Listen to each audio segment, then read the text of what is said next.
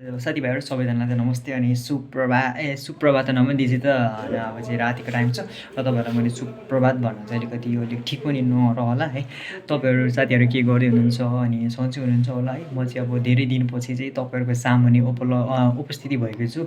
हुन त मैले अस्ति पनि रिसेन्टली पनि भिडियो त बनाएर नि राखेको थिएँ, तर त्यति बेला चाहिँ मलाई अलिकति सिक्स्दै नै थियो म होइन त्यति बेला। अहिले चाहिँ जस्ट फाइनमा आएको छु।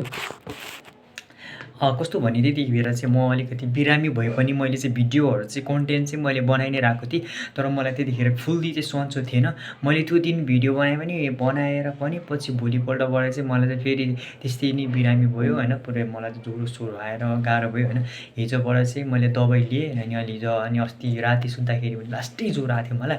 अनि मैले चाहिँ के गरेँ भने टक्क लगाएर तेलसेल लगाएँ, दबाईहरू खाएँ होइन। अनि बेलुका चाहिँ हल्का थियो, तेल मजाले ठोकेँ टाउकोमा। अनि बिहान उठ्दाखेरि चाहिँ हल्का भयो। अनि बिहान गएर रिपोर्टहरू बुझाएँ मैले, अनि त्यो अनुसारको त मैले औषधि पनि लिएर आएँ। तर मेरो अनि अहिले चाहिँ ठिक छ, अहिले नर्मल छ। हिजो पनि के खायो ठिक छ, त्यस्तो ज्वरो पल्टेको छैन। र आज पनि ठिकै छ, के खाएँ नि त खाएको छ बिहानबाट, तर त्यस्तो चाहिँ उयो भएको छैन है। मलाई चाहिँ जस यो फेभर चाहिँ के को कारणले आएको रहेछ भने मेरो यही युराइनको कारणले नै आएको रहेछ भन्ने मलाई चाहिँ जहाँसम्म लाग्छ। किनकि ज्वरो लङ टर्मसम्म आउँदाखेरि ज्वरोले चाहिँ हामीलाई अलिकति गाह्रो पाइरहेको छ। ज्वरो चाहिँ अलिक पेल्छ ट्याक ट्याक ट्याक ट्याक पारेर होइन। ज्वरोबाट हामी उठ्दाखेरि नि मेन ज्वरो आएको छ भने त्यतिखेर चाहिँ हामीलाई अलिकति गाह्रै हुन्छ कि उठ्नुको लागि पनि अलिक टाइम लाग्छ उठ्नुको लागि है। र अनि आज चाहिँ स्पेसल डे पनि छ। स्पेसल डे चाहिँ किन छ भने आजको हाम्रो डेट भनेको चाहिँ 11/11 पनि हो है। तपाईँहरूले चाहिँ के विस गर्नुभयो भने यसमा चाहिँ यो टाइममा चाहिँ हामीले चाहिँ युनिभर्ससँग चाहिँ केही कुरा माग्यो भने हामीलाई चाहिँ उपलब्ध हुन्छ भन्ने एउटा भनाइहरू छ। र तपाईँहरूले चाहिँ के विस लिनुभयो त्यो हाम्रो ठाउँमा चाहिँ हुनुहुन्छ र रमाइलो गर्नु भन्नुहोस्। अनि म चाहिँ त्यो गाइजहरू धेरै दिनपछि चाहिँ म आज उपलब्ध भएँ। र आज चाहिँ जस अस्तितिरको भन्दा आज चाहिँ म चाहिँ अलिकति स्वस्थ छु क्या। त्यो दिन त राम्रो पुरै नगरौँ न, त्योभन्दा अगाडिको दिनहरू चाहिँ म चाहिँ अलिकति फिजिकल्ली प्लस मेन्टल्ली नि मलाई धेरै गाह्रो भएको थियो त्यतिखेर चाहिँ। अहिले चाहिँ एकदम अलिक नर्मल छ त्यो पहिलातिरको अस्तितिरको हेरेर है। जस्तो अब चाहिँ मैले आफूलाई रिकभर गर्नु चाहिँ पर्छ, अलिकति गाह्रो छ सिचुएसन होइन। But also I have to recover myself. अब त्यही हो। अब के भन्नु तपाईँहरूलाई, भन्नु त धेरै कुराहरू छन् होइन। मलाई त है अस्ति पनि मैले कुराहरू हजुरलाई सेयर गरेँ, म किन हराएँ कस्तो कस्तो भयो मलाई त्यो टाइममा भनेर तपाईँहरूलाई मैले त्यही दिन पनि सेयर गरेँ।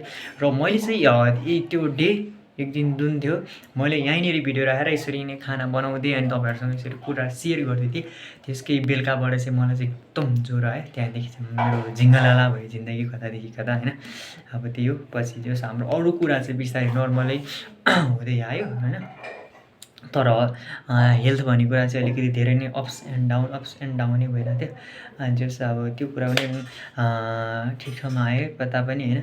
यो हेल्थ भन्ने कुरो चाहिँ एकदम डाउन नै हुँदै गयो। अहिले चाहिँ त्यो सबै कुरा एकदम ठिक ठाउँमा छ सबै कुरा होइन। अब सोचेँ भने मैले सोचेको थिएँ अब के हुन्छ भन्ने डर थियो, तर जो सोचेको भन्दा अलिकति राम्रो पनि भएको छ। र म धेरै एक्साइटेड पनि हुन्न, किनकि मैले पाठहरू सिकेको छु मैले विगतमा गरेको कुराहरू र त्यसले मैले हो भन्ने पनि मलाई लाग्छ। र अब तपाईँको छोरो बतिसके साथीहरू है, त्यही हो अब त्यस्तो हुन्न मबाट। र अब अलिकति म पनि म्यान हुनु सिक्नुपर्छ। अब यो एज भनेको मेरो पनि के गर्ने हो होइन। अब त्यता पनि हल्का टाइम यता पनि हल्का टाइम र यता पनि हल्का टाइम दिँदै म चाहिँ अगाडि बढ्नुपर्ने हुन्छ। त्यही हो, अब अलिकति यस्तो टाइममा भनेको मैले सबैतिर टाइम मिलाएर दिनुपर्ने हुन्छ। र अब अलिकति म्याचुरिटी हुनुपर्छ म भन्ने मलाई थाहा भइसक्यो। तपाईँहरू पनि थाहा पाउनुहोस् आफ्नो के हो गुण अनि अगाडि बढ्नुहोस् है गाइज। त्यही हो, मैले चाहिँ आफूलाई लस्ट पनि गरिसकेको थिएँ, but I care myself now. अब त्यो यो मान्छेबाट मानवबाट गलत हुन्छ, तर कहिलेकाहीँ माफी दिने मान्छे पनि ठुलो हुन्छ भनेर सुनेको थिएँ, त्यो पनि हो रहेछ।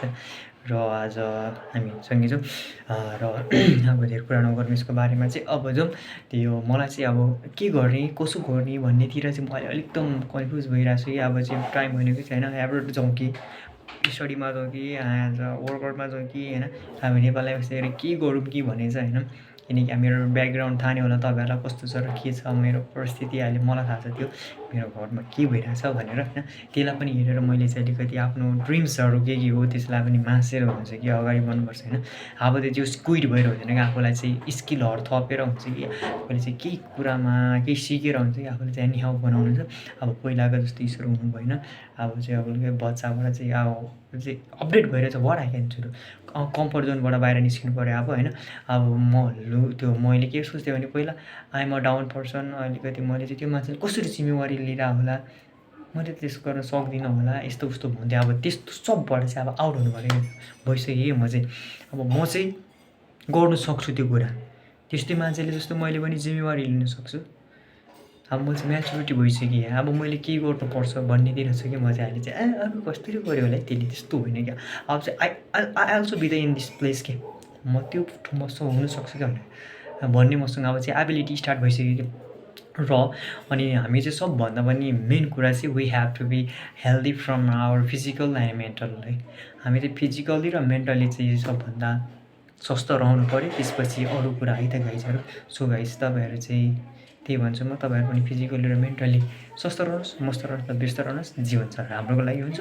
नआत्तिनुहोस्, तर तपाईँ आफू रहनुपर्छ संसारमा, भने सबै कुरा रहन्छ। त्यही भएर आफूलाई आफू बनाउनुहोस् र रहनुहोस् र स्वस्थ रहनुहोस्, व्यस्त रहनुहोस् र मस्त रहनुहोस् है त गाइजहरू। र आजलाई त्यति भन्दै म ईश्वर बिदा लिन चाहन्छु। धन्यवाद।